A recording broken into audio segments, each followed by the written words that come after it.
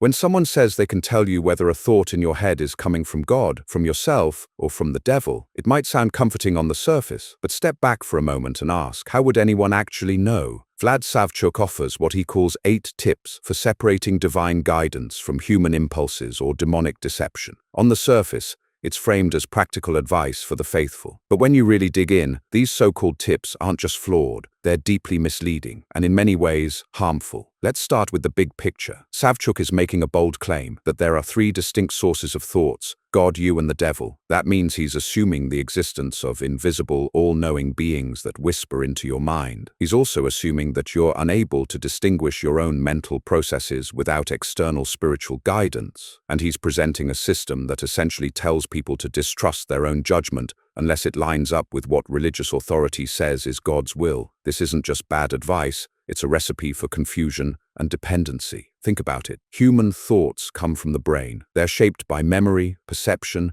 emotion, and experience. Neuroscience has spent decades studying this, showing how everything from trauma to sleep deprivation to social pressure influences what feels like inner voices. Some people even experience intrusive thoughts, mental flashes they'd never act on, often disturbing. But instead of understanding them as natural products of a busy brain, religious systems like Savchuk's label them as demonic. That framing doesn't help people, it only stigmatizes them. Now let's zoom in to his first so-called tip. He says that God's voice always aligns with Scripture. Right away, this falls apart. For one, Scripture is a contradictory collection of texts written over centuries by many different authors with very different agendas. What does it even mean to align with it? If one verse says, love your neighbor, and another says, kill the unbelievers, which one takes precedence? Religious leaders usually just pick whichever passage fits the mood, then call that God's voice. What's more, this tip assumes that Scripture itself is reliable, but we know it's not. Scholars have traced the evolution of biblical texts. We know scribes altered them, added passages, removed others. Even the Gospels, supposedly eyewitness accounts,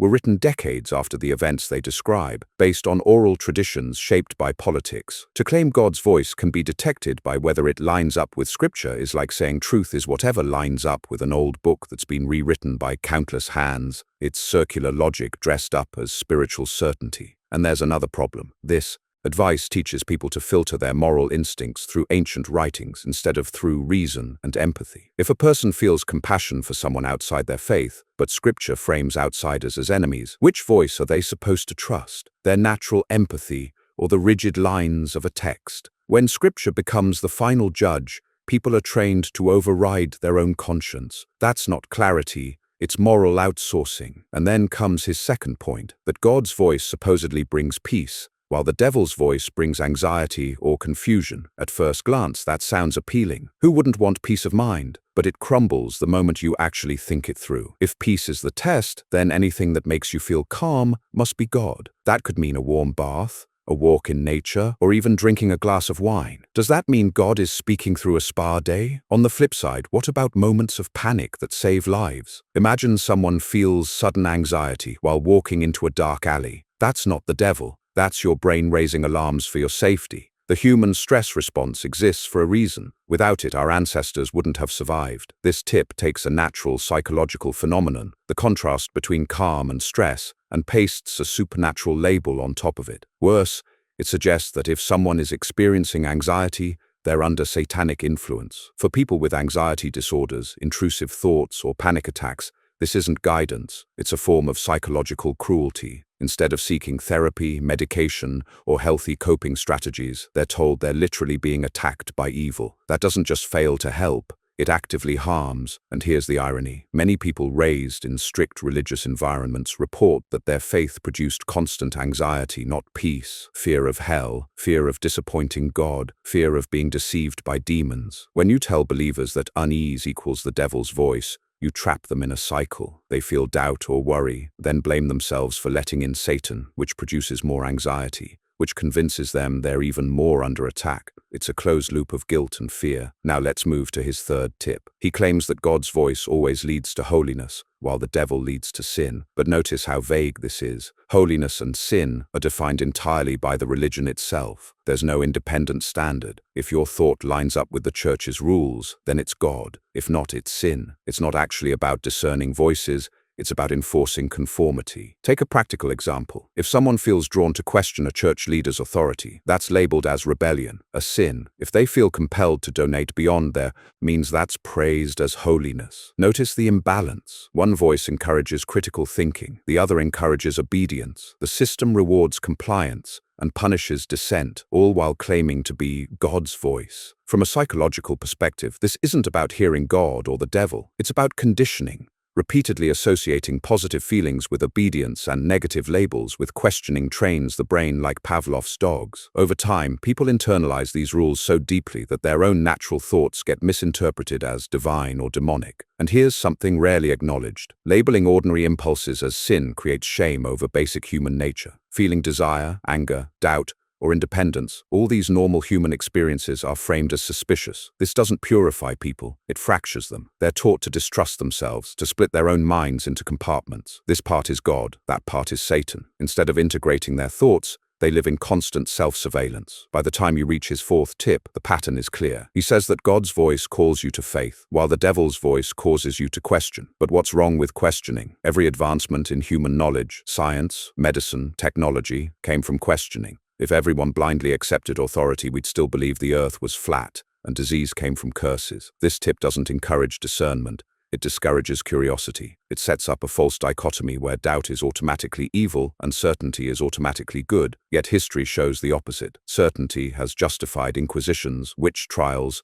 holy wars. Meanwhile, doubt has led to re-examining traditions, rejecting cruelty, and expanding rights. If God's supposed voice demands blind faith, then what Savchuk is really protecting is not truth, but control. And here's the deeper issue. Questioning isn't a threat to truth. It's the way truth is tested. If something holds up under scrutiny, it becomes stronger. If it collapses when questioned, it was never solid in the first place. Any worldview that labels questioning as demonic is admitting it can't withstand investigation. And that brings us to his fifth point. He argues that God's voice calls you to community, while the devil's voice isolates you. On the surface, this sounds warm and inviting. Who wouldn't want to belong somewhere? But let's look closely. Community isn't automatically good. History is filled with communities that enabled cruelty, from cults that led people to their deaths, to political regimes that normalized atrocities. Belonging to a group can feel comforting, but comfort doesn't guarantee truth or morality. Sometimes the crowd is wrong, sometimes the crowd is dangerous. What Savchuk is really saying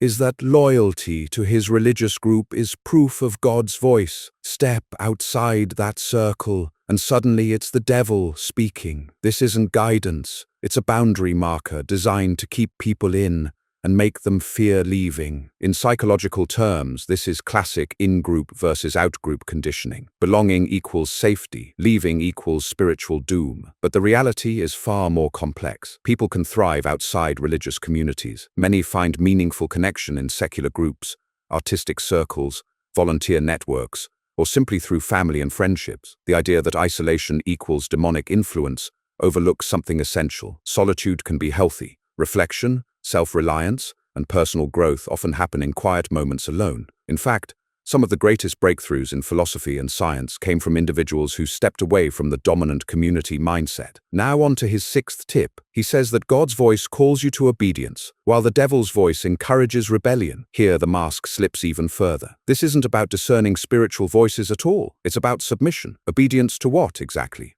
To religious authority, to scripture as interpreted by leaders, to rules passed down through tradition. But obedience isn't a moral compass. If it were, then soldiers following unjust orders would be praised, and whistleblowers exposing corruption would be condemned. Yet we know the opposite is true. Sometimes morality requires disobedience. Sometimes rebellion is the only path to justice. Think about civil rights movements. People marched, protested, and broke laws that upheld segregation and discrimination. Were they hearing the devil's voice?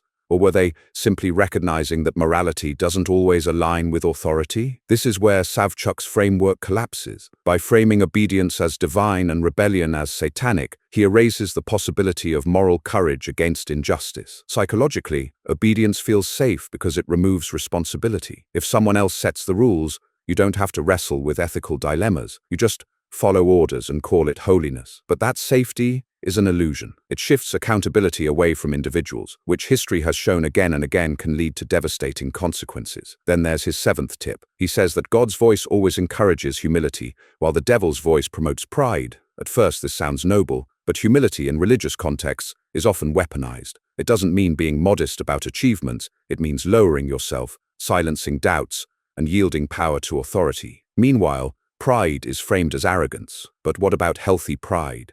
Pride in your work, pride in standing up for yourself, pride in protecting your dignity. These are not vices. They're essential for mental health. Without them, people become easy to exploit. If humility is defined as constantly diminishing yourself, then it stops being a virtue and starts being a tool for control. This is where language games matter. Words like pride and humility are given spiritual weight, but their everyday meanings are twisted. By framing self-confidence as pride and submission as humility, religious systems flip natural human strengths into supposed weaknesses. The end result is believers who second-guess themselves and leaders who rarely get questioned. And finally, his eighth tip. He claims that God's voice produces life, while the devil's voice brings destruction. On the surface, this seems like the clearest one. Who wouldn't want life over destruction? But it's hollow. For centuries, religious institutions have justified wars, executions, and oppression, all while claiming to act on God's voice. Destruction has often worn a holy mask. Meanwhile, countless individuals who were branded as rebellious or sinful went on to create art, science, and social change that enriched humanity. If life is the measure, then history shows us that questioning, doubting, and even rebelling has produced far more flourishing than blind obedience to God's voice. So what does all of this reveal? These 8 tips aren't about discerning voices at all. They're about training people to mistrust themselves and to equate loyalty to religious authority with truth. It's not a map for clarity, it's a manual for control. And now that we've walked through all 8 points, it's worth stepping back and asking what's really going on here. Why do these tips resonate with people? Why do they sound convincing to those already immersed in that worldview? One reason is cognitive bias. The brain loves patterns, even when those patterns aren't real. When someone is told there are 3 possible sources for every thought, God, you, or the devil, suddenly everything has a label. A comforting thought? That's God. A guilty one? That's Satan. A neutral one? That's you. It feels neat and tidy. But in reality, it's just a storytelling device pasted over complex neurological processes. Psychologists have shown how powerful labeling is. Once people adopt a framework, they start filtering experiences through it automatically. This is called confirmation bias. If someone feels peace after praying, they'll say, "See, that's God's voice." If they feel doubt, they'll say, "The devil is attacking me." The framework protects itself by interpreting any outcome as evidence. That's not discernment, that's self-reinforcing belief. Another reason these ideas stick is social reinforcement. In many churches, people share stories of how they heard God or fought off Satan. These testimonies are rewarded with nods, applause, or validation. Over time, members learn that interpreting their inner life in supernatural terms earns approval. It becomes part of their identity. Rejecting that framework doesn't just mean rejecting an idea. It means risking exclusion from the group. And for many, belonging feels too important to lose. But there's a deeper layer: fear. If you believe an eternal battle is raging in your mind, the stakes couldn't be higher. Every stray thought could be evidence that you're slipping into damnation. That pressure keeps people clinging to the system, even when it hurts them. Fear is a powerful motivator, and leaders like Savchuk use it, intentionally or not, to keep people within the fold. Contrast that with what we know from neuroscience. The brain generates thoughts constantly, often without conscious control. Studies using fMRI scans show that decisions can sometimes be predicted seconds before a person becomes aware of them. That means thoughts emerge from unconscious processes, not from external whispers. Add in the role of hormones, stress levels, and environmental cues, and you have a perfectly natural explanation for why minds feel conflicted or pulled in different directions. No devil required. Take intrusive thoughts as a case study. They're common. Around 94% of people report experiencing them. Thoughts like, "What if I swerved my car?" Or, "What if I shouted something offensive right now?" These aren't signs of evil influence. They're random misfires of the brain's threat detection system. But in a religious context, they can be misinterpreted as proof of demonic attack. That mislabeling doesn't make the thoughts go away. It just adds shame and fear. Or consider creativity. Many artists describe feeling like inspiration comes from outside. But neuroscience shows it's a product of the brain making novel connections, often during rest or daydreaming. To call that God's voice might feel poetic, but it misses the beauty of what's actually happening. The human brain is capable of generating awe without any supernatural push. This is where the religious framework falls short. By dividing every thought into God, self, or devil, it ignores the richness of human psychology. It flattens complexity into a simple battle narrative. And while that narrative may feel comforting for some, it discourages real understanding. And the cost isn't just intellectual, it's personal. People taught to distrust their own minds often struggle with decision-making. They second-guess themselves endlessly. They wait for a sign before taking action. They worry that ambition is pride, or that doubt is demonic. Instead of living fully, they live cautiously, always checking whether their own inner voice is allowed. And when you start to notice the personal cost, the bigger social cost becomes harder to ignore. Because when individuals learn to distrust themselves, entire communities can be steered by whoever claims to speak for God. Leaders don't need to prove their ideas, they just need to frame them as divine instructions. This isn't just hypothetical. History is filled with examples where this exact mechanism was used to justify terrible things. Take the Salem witch trials. Ordinary fears and rivalries were reinterpreted as demonic influence. Thoughts of suspicion became evidence of the devil. And with the clergy reinforcing that framework, dozens of innocent people were executed, not because of actual supernatural forces, but because of a belief system that recast human conflict as a cosmic battle. The same logic underpinned inquisitions in Europe. Questioning doctrine wasn't just disagreement, it was heresy. It was said to be the devil working through doubt. That framing shut down critical thought and gave institutions nearly unchecked power. And the irony is, centuries later, people look back at those events with horror, saying, how could they have believed that? Yet the framework Savchuk is teaching today rests on the same foundation. Only the language is updated, and this is why it matters. Some might say, well, it's just spiritual advice, who cares? But when people are taught to interpret their mental lives in this way, it shapes their real-world choices. It affects how they raise their children, how they vote, how they handle relationships. If questioning is seen as demonic, then curiosity in education is stifled. If obedience is seen as holy, then authoritarian leadership is easier to justify. If anxiety is seen as Satan, then mental health struggles go untreated. These aren't small side effects. They ripple outward into society. There's also a subtle but crucial point about moral responsibility. If someone believes their destructive thoughts came from the devil, it's easy to deflect responsibility. It wasn't me, it was the enemy whispering in my ear. That mindset doesn't foster accountability. It fosters blame shifting. Conversely, if someone believes their good actions came from God, then they might downplay their own role. It wasn't me, it was God working through me. But the truth is, people make choices. People take actions. Claiming that external forces own those choices weakens both accountability and self-worth. Contrast that with a secular, evidence-based perspective. When someone does something harmful, we look at causes, social pressures, upbringing, mental health, circumstances, and we hold them responsible while also addressing those factors. When someone does something good,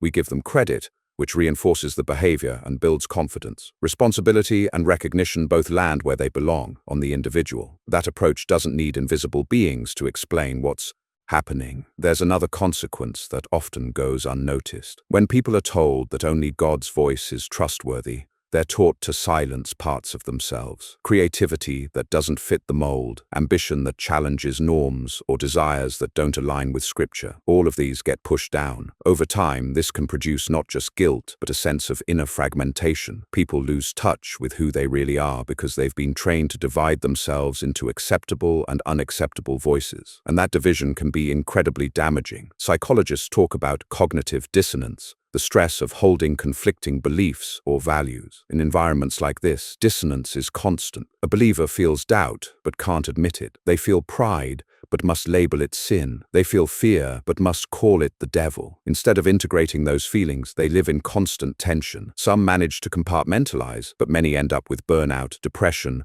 or crises of faith. What's heartbreaking is that none of this is necessary. Thoughts don't need to be labeled as holy or demonic. They can simply be understood as human. A surge of anxiety before a decision isn't Satan.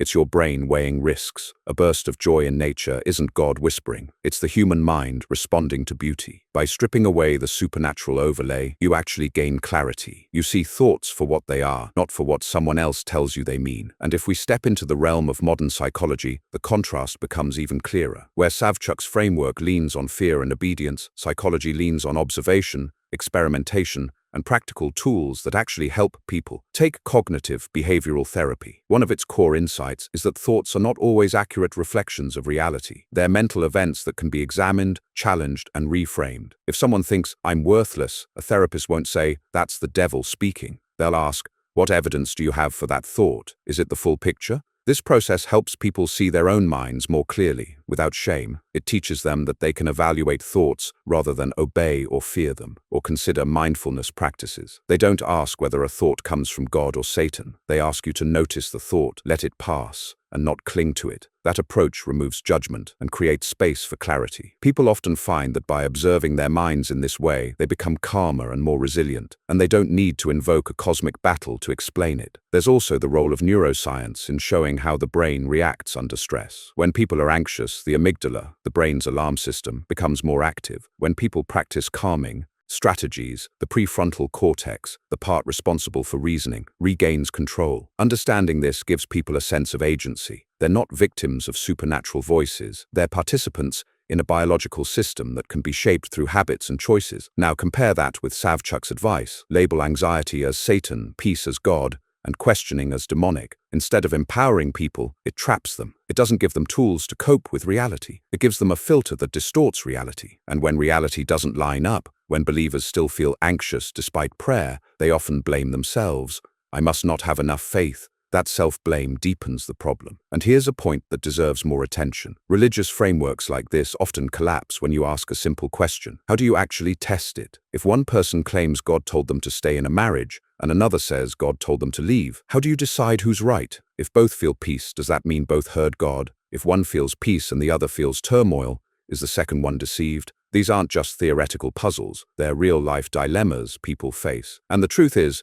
there's no consistent way to answer them within the framework itself. It's endlessly subjective. In contrast, a secular approach asks, what are the facts? Is the relationship safe? Is there abuse, neglect, or incompatibility? What does evidence show about outcomes for people in similar situations? This approach doesn't require guessing about invisible voices. It uses reality as the measure. And because of that, it leads to decisions that are grounded, not arbitrary. The persistence of frameworks like Savchuk's also has a sociological explanation. Leaders gain influence when followers believe they can interpret God's voice better than the average person. If everyone trusted their own judgment equally, leaders would lose authority. So systems are built that constantly remind people, don't trust yourself, trust us. The idea of God's voice and the devil's voice is less about truth and more about maintaining a structure of dependency. But here's the hopeful part. People can unlearn this. Many who grew up in such systems eventually discover that once they stop labeling their thoughts in supernatural terms, the world doesn't collapse. Instead, life feels lighter. Decisions, though sometimes hard, are theirs to own. Doubt becomes a tool for growth, not a sign of damnation. Fear becomes a signal to investigate, not proof of Satan. And joy becomes something to savor, not something to attribute to an invisible source. What emerges is a more honest relationship with the self, a recognition that the mind is messy, yes, but also capable of incredible insight, compassion, and creativity. It doesn't need to be split into holy and demonic halves. It just needs to be understood. And the real-life stories matter most here, because these frameworks don't stay in the realm of abstract theology. They play out in families, friendships, and personal struggles. Take someone wrestling with depression. If they're told their despair is the devil's voice, they might avoid seeking medical help. They might double down on prayer, fasting, or rituals, only to feel worse when nothing changes. Instead of being met with compassion and treatment, they're told they're under attack. That interpretation doesn't heal, it compounds the suffering. Or think about young people discovering their identity. If they're told that pride is sin,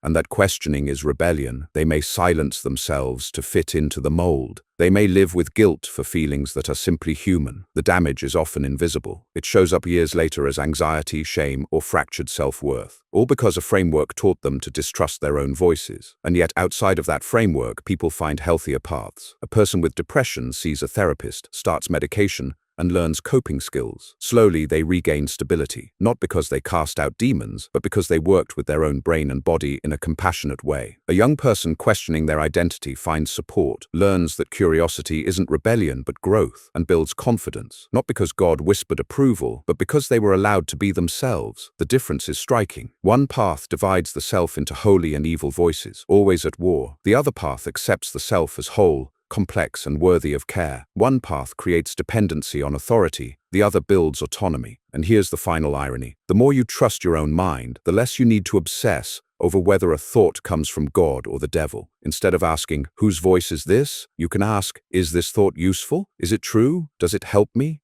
or harm me? Those are questions that can actually be answered. They're grounded in evidence, experience, and reality, and they lead to growth instead of guilt. Vlad Savchuk's 8 tips may sound spiritual, but at their core, they're tools of control. They don't free people, they bind them. They don't teach discernment, they teach dependence. And while they may comfort those who've already accepted the framework, for anyone who looks closer, they collapse under their own weight. Because the truth is simple. Thoughts come from you. They're shaped by your brain, your body, your environment, your history. They don't need to be filtered through ancient texts or reframed as cosmic battles. They can be faced, understood, and worked with. That's not just more honest, it's more liberating. And once you step outside of the cycle of labeling every thought as divine or demonic, something happens. Life feels less like a battlefield and more like what it is, a human journey. Messy, yes, but also full of potential. A journey where you don't need God's voice or the devil's voice to guide you, because your own voice, grounded in reason and compassion,